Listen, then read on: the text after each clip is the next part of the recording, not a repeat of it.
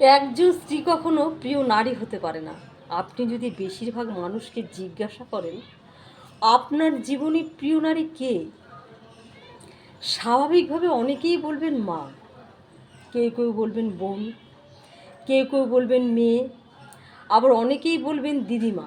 কারণ দিদিমা তাকে কোলে পিঠে করে মানুষ করেছেন।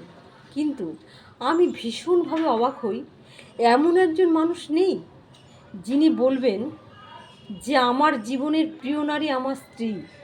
আসলে বাঙালিদের সমস্যা হলো স্ত্রীকে ভালোবাসি বললে মান সম্মান কমে যায়, স্ত্রীর কাছে ছোট হতে হয়, লোকে বউ পাগল বলবে, আবার অন্য অন্য পুরুষের কাছে নিজের পুরুষত্ব কমে যায়।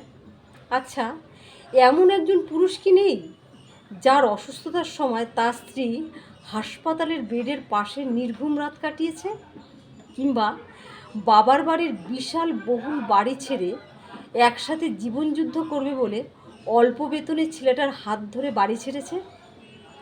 শ্বশুরবাড়ির ঝাল তরকারি খেতে না পারলেও বাবার বাড়ি থেকে ফোন এলে ঠিকই বলেছে আমি ভালো আছি।